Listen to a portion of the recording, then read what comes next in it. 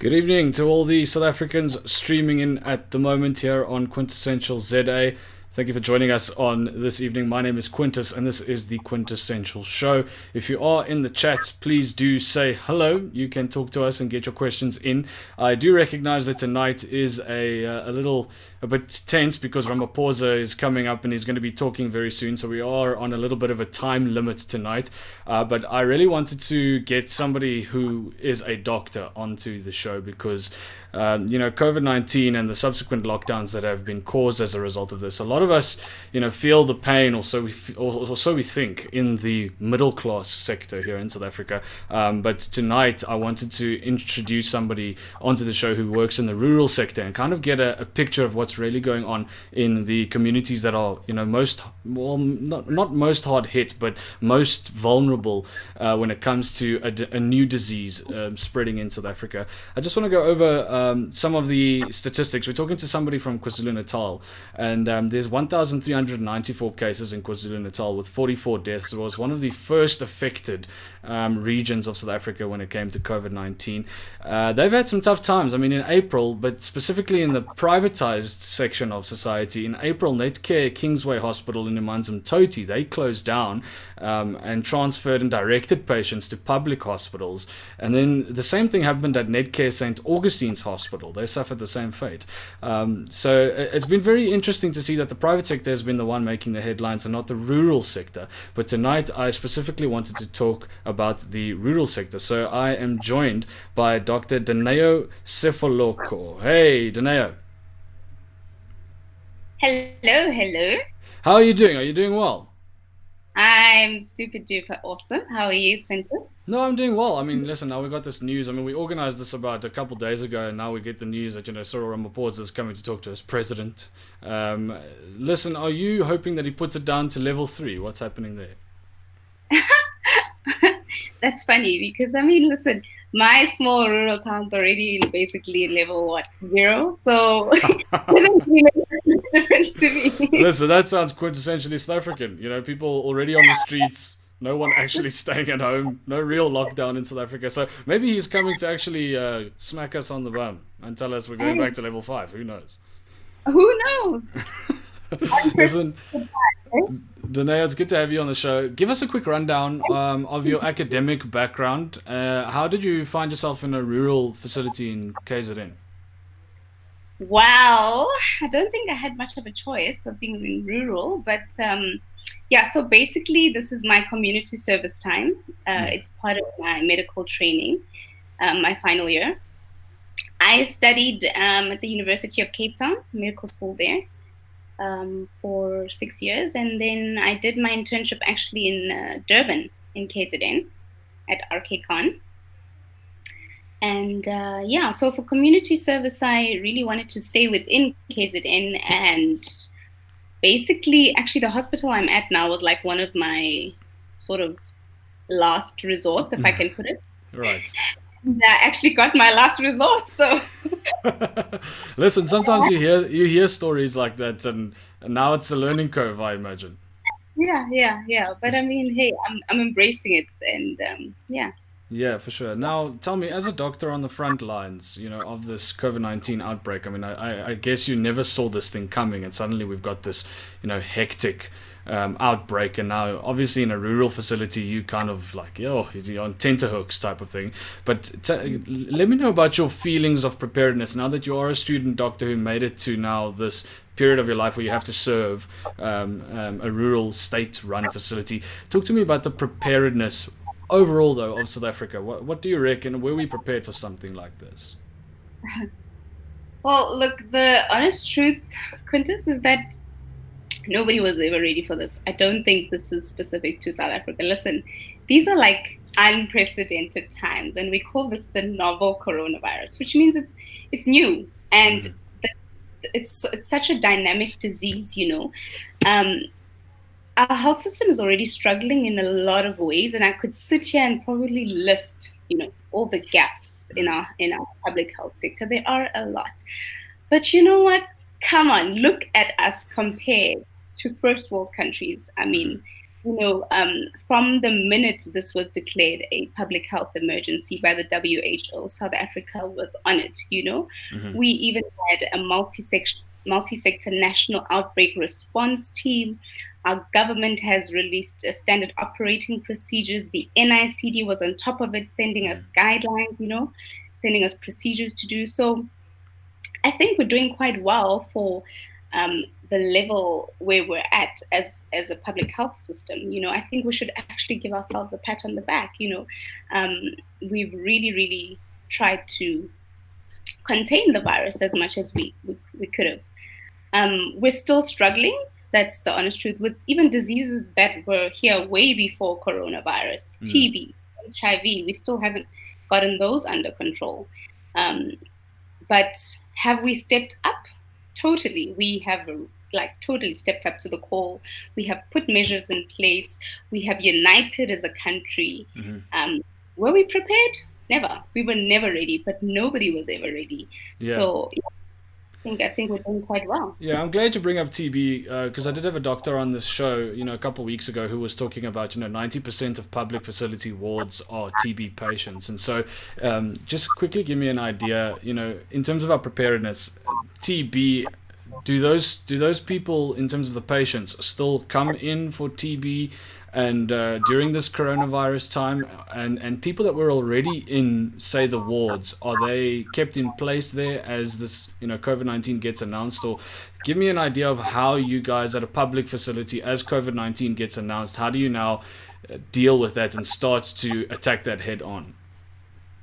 So with TB, I think with most hospitals there's a designated TB ward. I know in our hospital there's designated TB male and female medical ward. So that's where most of our patients go. We still have patients coming in being diagnosed with TB even today, and tested for TB. But I think with the onset of the corona, it's now sort of like have a high index of suspicion for someone who comes in with respiratory symptoms. We're starting to test most people, if not all, adult patients and even pediatric patients who are coming in with respiratory symptoms for the COVID virus. Yeah. So, but obviously TB has its sort of indicative things medically that sort of point towards TB. And so, yeah, we definitely keep those TB patients in their own wards. And if we are suspecting, obviously there's measures in place to keep them as suspects until proven otherwise. Yeah, you see, because I have that skepticism of, look, you hear the horror stories of TB, and obviously we've been in a country where we were ravaged by HIV and AIDS. I guess that has given us a level of preparedness over time for some sort of new disease. But I still think maybe me as a guy that sometimes thinks about government facilities, sometimes I worry that we aren't equipped enough. But it seems to be both private and private and public practice don't seem very well prepared for even a new virus to make itself known, or a new disease even as a result of the virus to make itself known. Now, tell me about the nervousness of the lack of protective equipment, because we've heard this in the news that some hospitals don't have the necessary amount of PPEs. I've heard it from other doctors as well. I mean, this rightly makes doctors nervous because, look, at the end of the day, it is a job, and so at some point when there is a lack of PPE, I mean, you can legally tell an employer, listen, I don't know if I can go in and take a look at a patient if I don't have the relevant PPE on. So tell me about the nervousness there. Are you scared when you go into work that you might get COVID-19 yourself?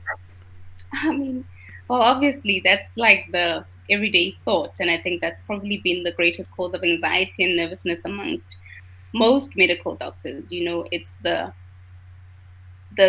fear of contracting the unseen, and that's the serious part of COVID. Is it's like I might have been dealing with a patient that I didn't even know had it and may have contracted it. So it's like it's so difficult because you're on the front line and you may be wearing a mask or not wearing a mask at that time when you're dealing with that patient, and you may just have contracted it or not. you know. And I think now we're more sort of aware to be wearing our masks all the time, putting on protective equipment with most patients. But definitely, like, even in my hospital currently, there's now a shortage of N95 masks. We've completely run out of surgical masks, so everybody's wearing N95 masks.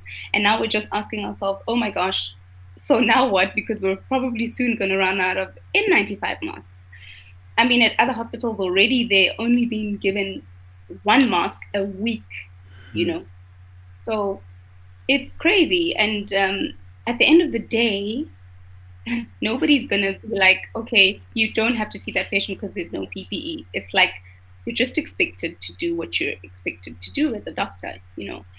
And even if you do take it up, it's not like it's going to be taken up today. You're going to get the PPE tomorrow.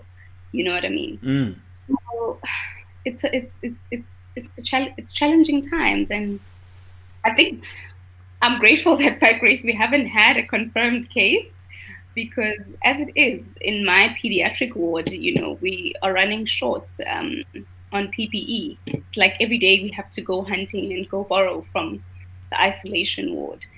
We need an extra set of PPE, you know. Yeah. And thankfully, there actually isn't any patient there currently. But should there be patients coming in there, what's going to happen? Yeah, 100%. You know, in a rural facility now, and you being a student doctor who's now, you know, going and getting into the actual industry and now learning, you know, hard on the ropes type of thing. Just take us back 40 days ago, 40 plus days ago, we're almost 50 days of lockdown. I mean, you've had to now go and put boots on the ground all of those, you know, days of the lockdown. I mean, you're an essential worker, but in terms of the immediate changes that had to happen at the hospital level and just the learning level, because I imagine now, private or public, doctors are learning on the go, and we don't know a lot about COVID-19 as it stands. So what are those little small tweaks that you had to do in terms of learning about this virus? What did they implement? How did they teach you how to do certain, you know, like swabs and stuff like that? I won't. It took such a long time actually until we actively started doing something. To be quite honest with you, I think for the longest of time we were sitting in our morning meetings so frustrated that we're just hearing on the news that there's cases, new cases, and there's now a case in Maritzburg, and there's now a case in this place, and we were sort of relying on the fact that we haven't had one in our sort of small rural community, and we weren't acting as fast. I think we've only started acting in the past, say, month or so, actively screening patients as they walk in. We've now got strategies in place in wards in terms of suspect cases.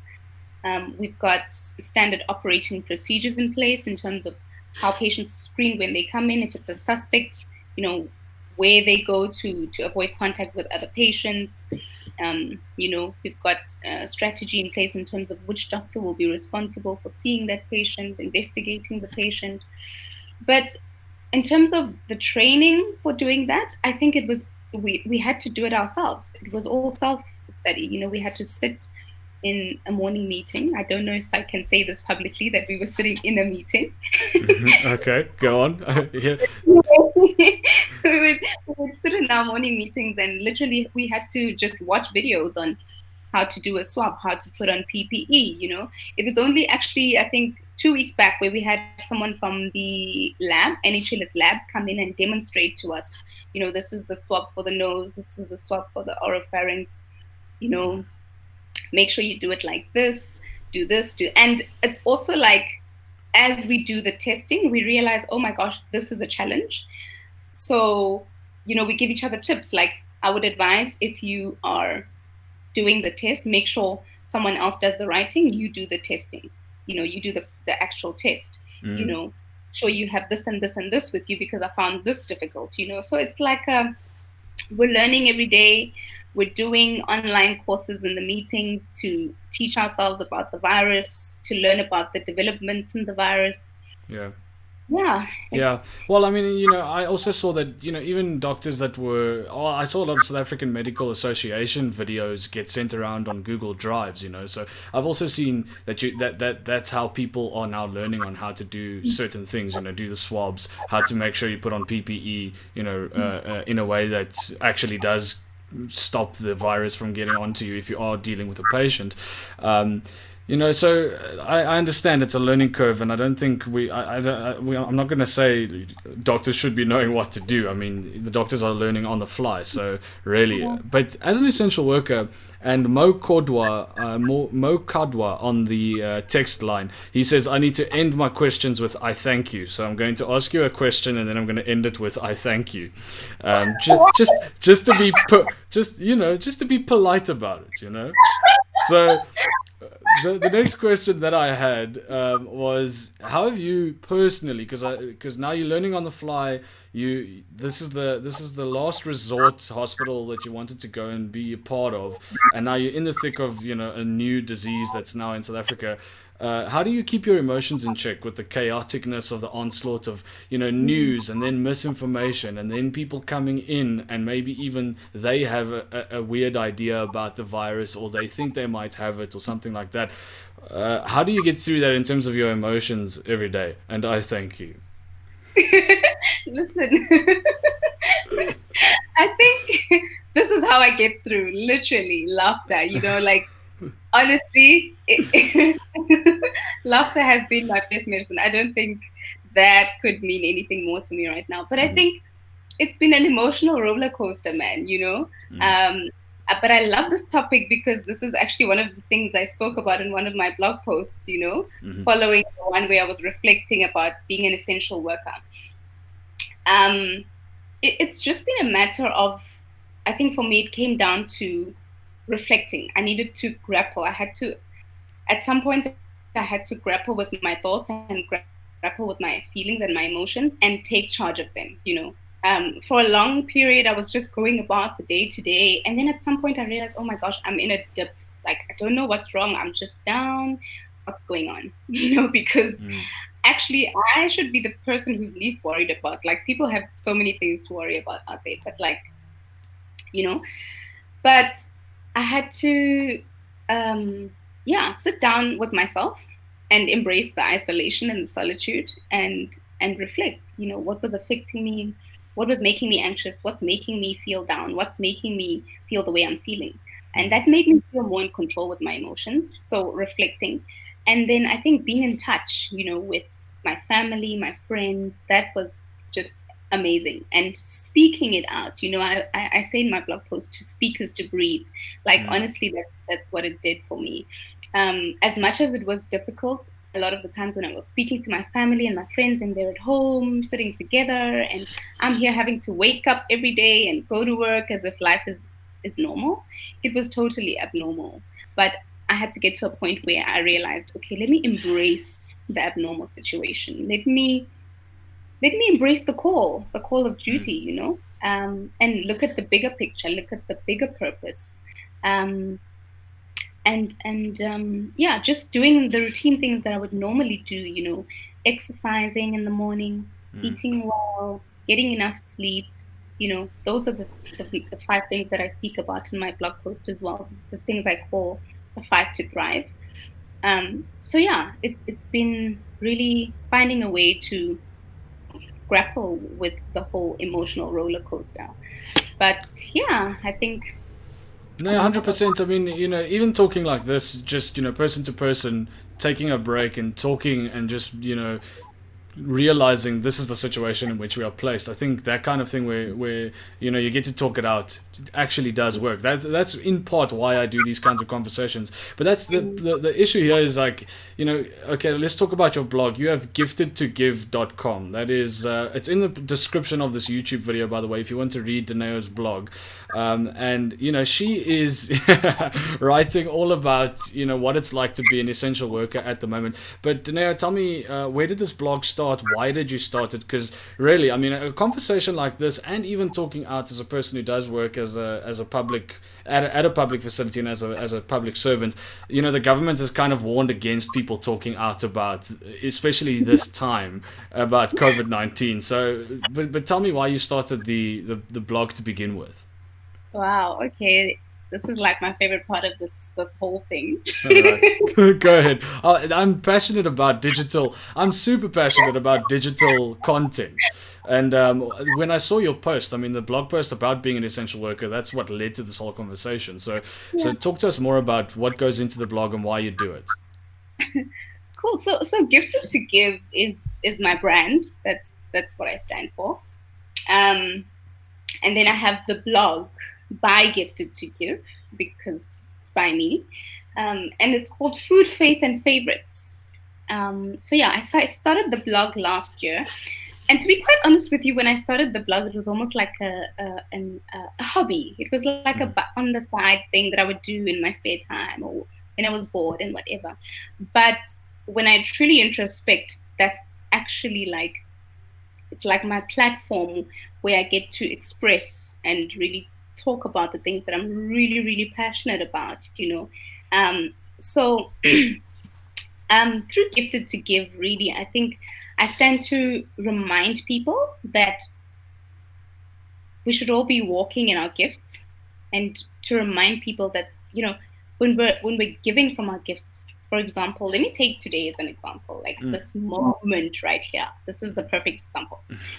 So, so I consider, for example, the fact that I'm a physician or a doctor a gift, right? And I consider the fact that I love to speak and I can't speak a gift. Hence the shirt. You're gonna just stand up a little bit. Let's check it. I mean, I am wearing my brand because I am the brand. So here we go. Let me. There you go. I see. So gifted. There you go.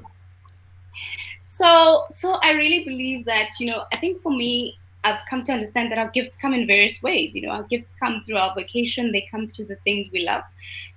They come through the things we're passionate about. They come through, yeah, a lot of ways. But we really need to be mindful of our gifts so as to really walk and stand in them and to use them. But the fact that I can use my gift to speak and that I can use my gift as a clinician today to actually be on this platform and be sharing my perspectives and be sharing what I'm sharing now, I consider that a gift because it's edifying someone today, you know. But I wouldn't otherwise be able to use these gifts if I didn't consider them gifts. Yeah. You get me? Yeah. So in that sense, when we are cognizant and mindful of our gifts, we then are more able to use them, to thrive in them, to work on them, to pursue them. You know what I mean? And that's what my blog is about. It's really about reminding people to really pursue their gifts. You know, what are your gifts? What are you actually good at? You know, and then from that, you just you fulfill your purpose and you edify others. Yeah. You know, because from that. So what I aim to achieve from that is really encouragement, you know, and to uplift others who are also gifted, like you, for example. You're taking me to church tonight. I'm so glad because we haven't been able to go to church. I'm almost done with this preaching session. Okay, go ahead. And really bringing awareness about the things I'm really passionate about. I'm really passionate about wellness, you know, in terms of nutrition and exercise as well.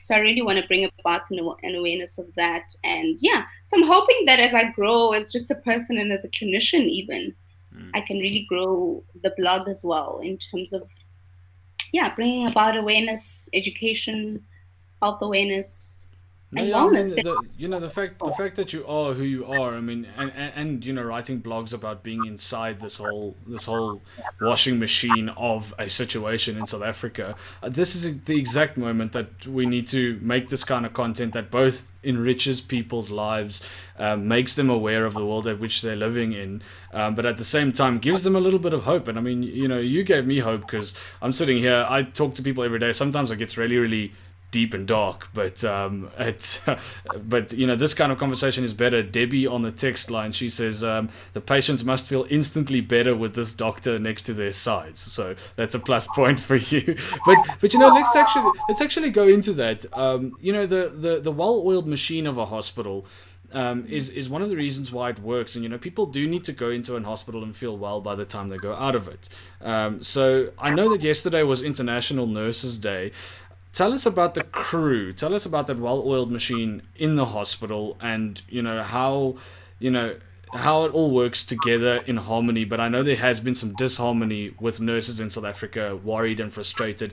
Just sum it up for me, but put that positive spin of yours on it, because that's what we need right now. Okay. So, wow, I don't know if it's so well-oiled, hey, but but so so the nurses in my hospital are really what keep that hospital afloat. I'll be honest with you. And yesterday I really resonated with that International Nurses Day. So I'll speak for the nursing team that I work with personally. I've come to realize that nurses have personal attitudes and really have personal ways in which they value their work and how they want to do their work. But with the team that I work with, oh my gosh, I work in a pediatric ward, so it's a very specialized ward. You can imagine, we need like a high care that's very well looked after, because it's children, it's sensitive medicine. So I really work with people who are so diligent about their work. They really, really, really are aiming to be the best at what they do. They put in their all, and at the best part of it, I think, about the nursing team that I work with is that it's like a family. We're there to look after the children. It's not just about the medicine part of it. It's also about really caring. I see them every morning. They counsel the mothers. They sing for the mothers. They do health education with the mothers. And then they are the ones who are looking after the patients 90% of the time. We doctors, we come in, we see the patients, and then we do what we need to do. But really, they are probably what keep the machine running. Yeah. No. And recently they were quite upset with this whole COVID thing, because apparently there's this 3-year wage agreement between the public sector and between the government, and public sector trade unions. But this involves not just nurses, it also involves teachers, police, doctors as well. And basically the 3-year agreement was that there was going to be a raise in salaries and wages over the 3-year period, with this period 2020 being the last one. So obviously with the whole COVID situation, the government had to readjust, and one of their propositions was not to give that 1% increase this year. So the nurses were quite upset about that. I remember walking into the ward that day. It was just tense. It was just That's putting it very lightly. But understandably, it was such a difficult situation, because it was like, guys, come on, look at the bigger picture. There's so much worse going on out there. People are really struggling, and yet you don't know what they're going through personally as well. You don't know what that wage increase would have done for someone as well. Yeah. Look, I mean, it's just a perfect storm. I mean, for it to be in this specific year with COVID-19 as an undertone, it's just like it's a little crazy out there. So I've been looking at the news and seeing that it's not all well, and the unions are getting involved and everything. And I don't know. So there's a very political undertone to the whole kind of thing, and rightly so. I mean, when it comes to the rands and cents that somebody's getting paid, I can see that it's one of those things. But talking about the political undertone, I think Cyril Ramaphosa is coming up in the next couple of minutes, so everyone can move over to their things. But thank you for joining us, Dr. Dineo. It has been quite. I think despite the situation that we're placed with, you are a little ray of light in the sector, and please keep doing your best to help patients out. And thanks for giving us just a little window into the public sector. Here on the text line, I see a couple of people. I think this is Intatile Miki. He says, you laugh all the time. Lol. So, yeah. I have another one by Koneswang Lepiane. I hope I'm saying that right. Or Lepiane saying, proud of you, cousin. And then another one saying, so proud of you, my Denny. That one by Klubikazi Sipamla. So there you go. You got some fans. Thank you for bringing some people into my show tonight and talking about the public sector. But yeah, what is your 5-year plan? I'm sounding like a guy that wants to hire you, but I don't have the money to hire you. But what's coming up in the future? Give me what you want gifted to give. How do you want that to grow? And where do you want to be as a doctor in the next couple of years? So in the next 5 years, I really, really want to go into this industry that's very slowly but surely is growing. It's called lifestyle medicine. And it's all about really wellness, I'm really passionate about children as well and child nutrition. So somehow that has to come together, 100%. How it comes together, I don't know. But like I said, as I grow as a clinician and as I grow as a person, I'm hoping to see not just my blog grow, but also, my ideas and perspectives grow. So, 100%. yeah. Well, Dr. Dineo Sefoloko, thanks for joining us on the Quintessential Show tonight. I will stay in touch with you and keep on letting us know what's happening in the sector. I think having oversight over the whole picture and seeing the big picture and knowing where we need help in the sector and knowing, what we need to do to keep people alive here in South Africa, I think is the main thing and the most important thing. Anyway, it was good to talk to you. Awesome. Thanks for having me. All right. Cheerio.